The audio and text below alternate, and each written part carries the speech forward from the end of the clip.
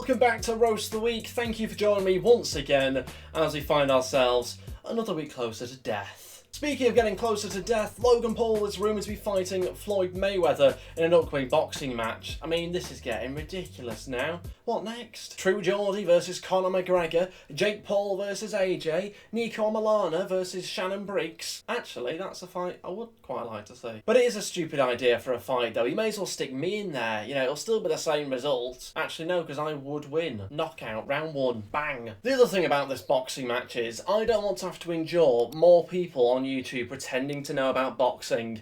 Oh yeah, he's got a great inside left jab. Watch that uppercut.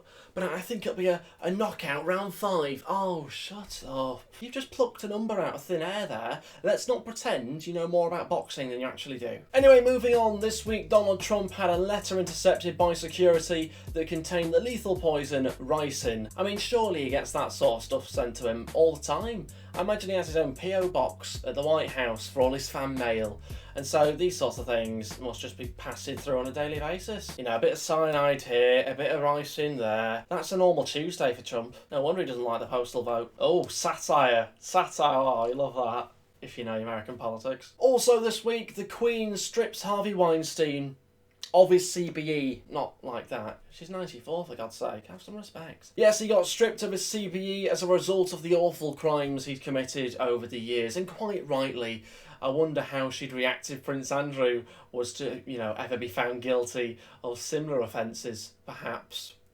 Not that he will be, because they're all family members are protected. Almost as if it's a bad idea to have an unelected family that's above the law. Who'd have thought it? Anyway, all the best to Lizzie, and good luck to Randy Andy. Keep up the good work. You're doing a great job of staying out of jail. Speaking of trying to avoid jail, new laws have been brought in place in England preventing more than 6 people from meeting. Isn't it nice to see the normalisation of authoritarianism? Oh, you can have 6 different people from 6 different homes meet, but you can't have 2 families of 4 meet. And presumably kids can go to school and spend time in classrooms with their mates, but outside of school, they can't meet up in a group of 7. It's just an absolute mess. Snow White's fuming. 2 of those 7 dwarves are going to have to stay at home now, otherwise you'll be fined. Yeah, Dopey was a waste of space anyway, to be honest with you. And whatever you do, don't bring Sneezy. That's the last thing we need right now. But in all seriousness, we now know meeting outdoors is far less risky than indoors. You know, we saw that from the crowded beaches in summer, and the Black Lives Matter protests, and the All Lives Matter protests. None of those things caused a rise in cases. And, you know, we're talking about thousands and thousands of people gathering together. And so why are we pretending that meeting outside in a group in a safe way isn't safe? It just seems strange to me. Anyway, moving on to lighter subjects, in a way. A man got on a bus wearing a snake as a face mask. How does that even happen? I've got so many questions. Did he own the snake, or did he get it from pets at home? You know, did he forget his face mask and just improvise, or has he been doing this for months? And did he expect to get away with having a live snake wrapped around his face? I mean, surely that's riskier than catching the virus. Don't let a snake wrap round your neck.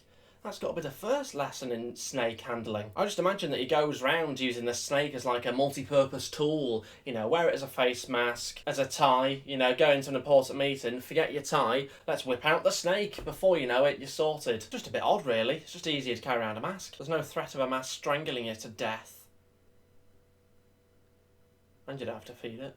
Okay, on to Agony Ed. Let's get solving some of your problems. Don't forget you can send in your problems to gotproblems@mail.com. It's pretty important that you do that if you want this part of the series to continue, because obviously I only have a select limited amount of emails to choose from, so do go ahead and do that. And let's go with the first email. Okay, the first email is a female email. Okay, we seem to get loads of female emails. I appreciate that. Well done to the female audience. Engaged. I like it.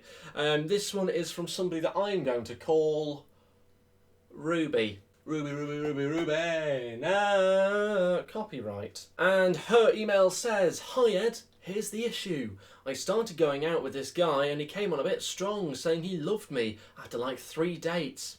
Bit much, come on. First of all, come on guys, after 3 dates? Come on. Even 33 dates, let's just calm down. And after maybe 7 or 8 dates, he suddenly stopped all that and said he just wants to be friends with benefits kind of thing. I don't mind, but I kind of want things to go back to the way they were before. He is really nice, and I did like him before he backed off. Any help appreciated. Love the channel, by the way. Comedy gold, some may describe it as." Debatable, but thank you. Okay, Ruby, let's get this one solved. So what's the problem here? Right, the guy wants to be friends with benefits now, but you don't want it to be that now. You want it to actually be how it was before, which I assume was heading towards an actual relationship. Well, look, just because it's become more of a friends with benefits type thing doesn't mean it can't go to being a relationship. You know, I know people that have started off as that and ended up in a relationship, so don't get too down about it. You're still seeing him, alright, you're still... no, I'm not gonna comment on what you may or may not be doing. But what I will say is, if you are wanting to become more of a relationship type thing, I think you've got to have that conversation, have that chat. Alright, Peter, can we make this a little bit more serious? You know, maybe just leave it after a few weeks or a few months, see how things go, see if he, warms to that idea. Because you've got to bear in mind, he originally started out by saying he loved you. Which, pretty strong after 3 dates. So he's gone from, oh, I love you, Ruby, oh, I love you, after 3 dates, to, can we just be friends with benefits? And that is suspicious. Does he have other people on the go?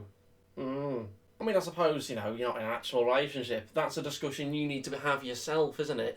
Have a chat, communicate, okay? If I know something about relationships, which I do, despite never being in one, then I know that you have to communicate. None of this texting stuff, none of what all kids do nowadays. Oh, texting and all that. No. Meet up. I mean, you are meeting up by the sounds of it. I mean, you're getting a lot done, aren't you? So maybe let's just slow down with the whole sort of, the action part, and let's, have a bit of a chat. Let's see, is he interested? You've got to find out, as Love Islanders would say, where the head's at. That's what you've got to do. You've got to... have that conversation with him. Peter, do you still like me? Or are you just using me to get some action? I mean, don't say it as blunt as that, but that's sort of the basis of what you should be asking him. But just maybe less of the tone, just a little bit more sort of... do it a bit more monotone. Okay, Ruby, so I think I've pretty much saved, well, it's not a relationship, is it? Maybe it never will be. But no, I think I've saved whatever this is, and I think you're going to go on to blossom into a beautiful relationship. Please keep us informed. I might read the follow-up email, I might not, but just, keep me informed. Okay, the next email is another female email. I mean, this is getting ridiculous. How many of them are there? I mean, keep them coming. I'm not complaining. I need some emails. Keep them coming. And this is from somebody that I'm going to call... Millie. And Millie says, "Hi Ed, I find your videos really funny and I wondered if you could help me with a problem." Absolutely, that's what I'm here to do. I have a friend who I hung out with around school every day. As soon as school ended early, brackets, because of lockdown, she started being distant. I always see her meeting up with her other friends on her Snapchat, and she didn't even want to come see me on my birthday. Oh God, that is... disgraceful. She rarely messages me now, and it's usually because I've messaged her first, brackets, and even then, she only really talks about herself. Do you think I should confront her about it, or just drop her as a friend? Oh, great question. This is meaty. It's a meaty question. Friendship problems, we all have them. Well, if you've got friends, I suppose. If you don't have friends, then you don't have them, but whatever. What should you do? I mean, first of all, it's important to say that, lockdown has, for some people, meant that they've communicated with their mates less. Other people, they've communicated with their mates more. For me personally, I haven't spoken to as many of my mates as I wanted to, or as frequently as I wanted to. I've tried, but I'm not really one for starting conversations myself, and that's something that, I just generally don't do that often. So I can kind of understand why she might not be messaging you, so don't take too much from that. But if she is meeting up with her other friends and, she's not coming to your birthday, she shouldn't be meeting up anyway, though. So careful. Have you been breaking lockdown rules? I'll report you.